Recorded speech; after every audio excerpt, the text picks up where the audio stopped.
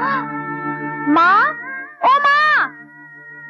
क्या है बेटी? माँ ये देखो, ये महारानी तो ऐसे हाथ चला रही जैसे बर्तन ही सोने के जेवर धो रही हो। सारे कपड़े बाकी हैं, कब धुलेंगे, कब सूखेंगे? अरे बेटी, तेरे बाप का सत्यानाश जाए। रास्ते में किसी भी भिखारिन बुढ़िया को देखता है, उस पर दया खाता है और ले आता है घर में काम कराने को। चल उठ बुढ़िया, तेरे बस का नहीं ये काम। वापिस जा और किसी चौराहे पे खड़ी होके भीख मांग। नहीं नहीं, मैं भी धोती हूँ। अरे जब से ये 4 बर्तन धो नहीं सकी, बाकी बर्तन क्या तेरा बाप धोएगा? पकड़ ये 2 रुपए और जा यहाँ से। नहीं नहीं, भगवान के लिए मुझ पर दया करो, मेरा इस दुनिया में कोई नहीं है। तेरा इस दुनिया में कोई नहीं तो क्या जबरदस्ती हमें अपना रिश्तेदार बनाएगी? भगवान के लिए इस बीमार बुढ़िया पर दया करो। बीमार? तू बीमार भी है तो क्या अपनी बीमारी हमें लगाएगी? चल निकल यहाँ से।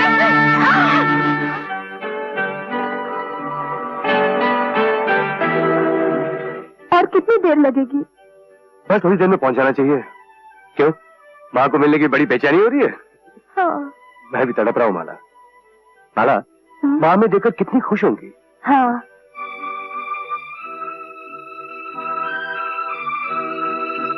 मुझे ऐसा लगता है कि उन लोगों ने उनके साथ ठीक व्यवहार नहीं किया होगा। कैसी बात कर रही हो तुम माला? मेरे भाई को मुझसे शिकायत थी, माँ से थोड़ी। अरे माँ तो 3-3 बेटे 3-3 बहू के बीच में राज कर रही होगी, राज। हाँ,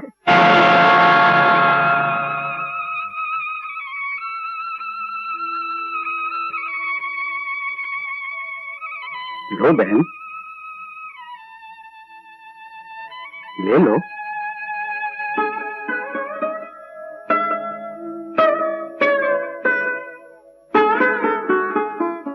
इतने दिनों के बाद माँ से मिल रहे हैं, मैं तो बस उनके चरणों को पकड़कर बैठ ही जाऊंगी। सच माला, माँ को देखकर मैं तो खुशी से पागल हो जाऊंगा।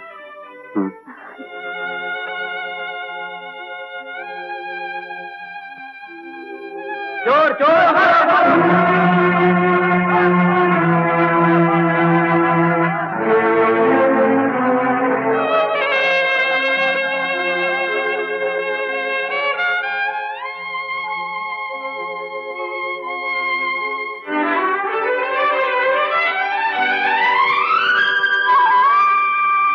बहन जी, कुछ काम मिलेगा? काम तो है, कपड़े धोने का, झाड़ू देने का, लेकिन तुम्हारा कोई जामीन देने वाला है? वो तो नहीं है। तो फिर काम भी नहीं है।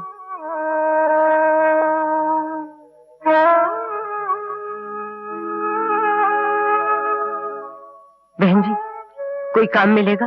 कोई काम वाम नहीं है, जाओ यहाँ से। पता नहीं कहाँ से चले आते हैं।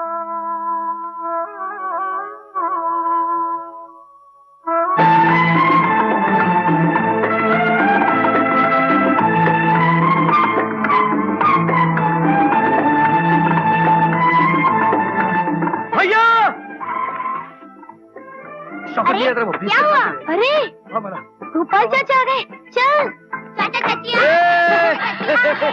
कैसे हो बिटिया?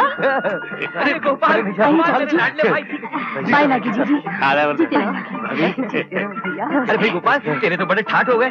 बड़ी खुशी हुई हमें। अरे भाई ये तो बड़ा सेठ हो गया है। क्या बात करे बड़े भैया, सबसे बड़ा सेठ तो ऊपर वाला है। ये सब उसी की कृपा है।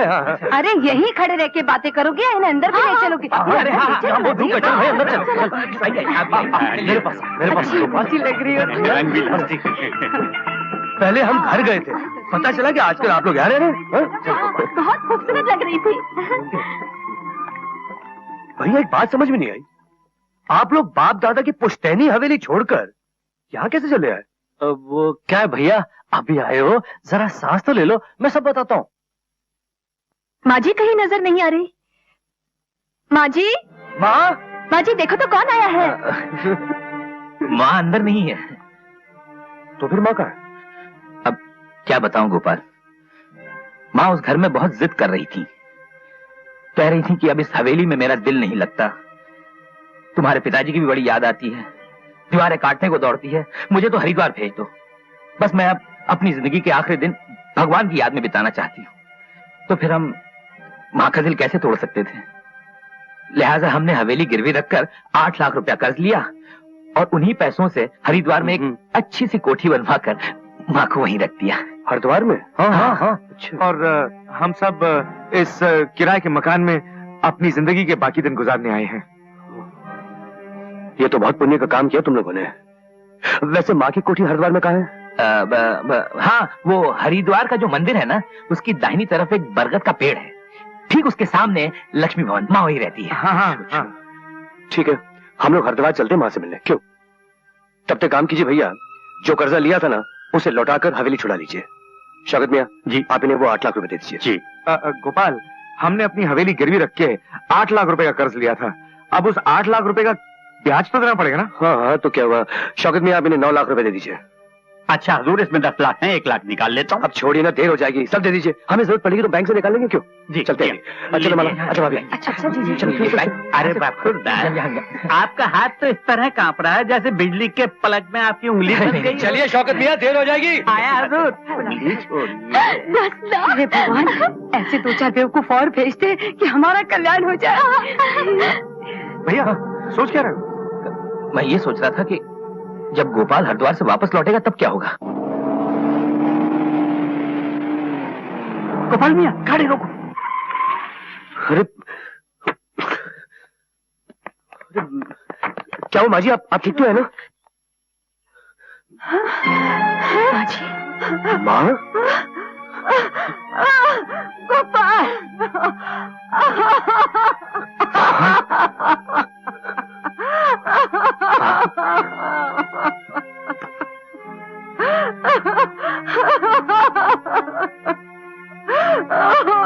बेटा, जी, गोपाल, तुम्हें इस जन्म में देख पाऊंगी इसकी मुझे उम्मीद ही नहीं रही थी। लेकिन माँ, तुम्हारी ये हालत, मुरली भैया सबों ने कहा कि उन्होंने हवेली गिरवी रखकर तुम्हारे लिए हरिद्वार में कोठी बनवाई है। जब बेटे बीमार माँ को दवा छोड़ 2 बूंद पानी नहीं पूछते, वो कोठी बनवा कर देंगे। जो गाली के बगैर 1 रोटी नहीं देते, वो कोठी बना कर देंगे क्या? समझ गया, सब समझ गया। उठ माँ, तू चल मेरे साथ, चल मेरे साथ माँ। संभल के।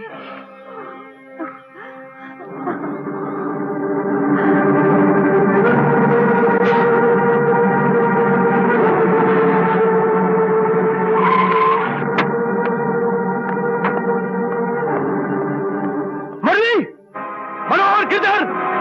अरे कहाँ मर गए? भागो! अरे बीवियों के गुलाम, बाहर निकलो!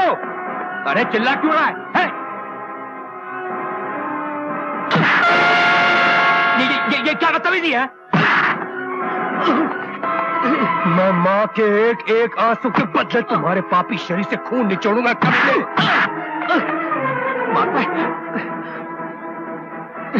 अरे बरखुरदार, बात का जवाब जुमले से दो, गमले से क्यों देते हो? ये बहुत कीमती है, टूट जाएगा। लगी? नहीं। अरे नो मुराद! अरे क्या हो रहा? अरे क्या है? अरे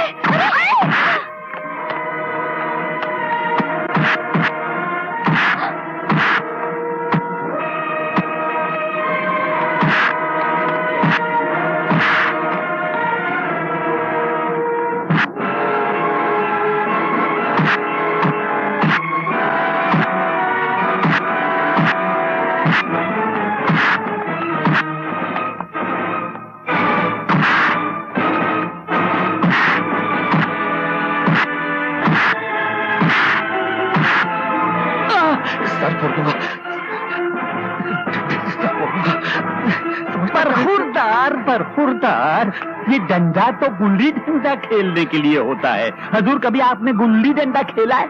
नहीं। तो आज हमारे साथ खेलिए।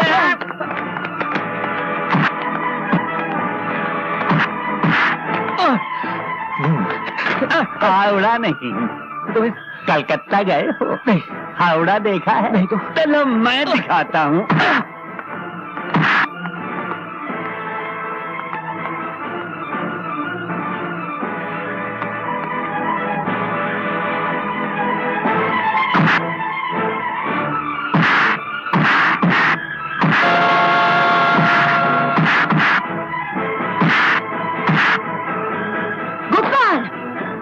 औलाद होकर माँ बाप की शिक्षा भूल गया तू, अपनी सभ्यता भूल गया तू, छोटा होकर बड़ों पर हाथ उठाया तूने। लेकिन माँ इन लोगों ने तुम पर करने दे। जितने जुल्म, जितने दुख इन्होंने हमें दिए हैं, देने दे। बड़े अगर इंसानियत की ऊंचाई से गिरकर छोटे बन जाएं, फिर भी छोटों को हक नहीं है कि वो बड़ों पर हाथ उठाएं। माफी मांग इनसे। माँ, मैं कहती हूँ माफी मांग इनसे।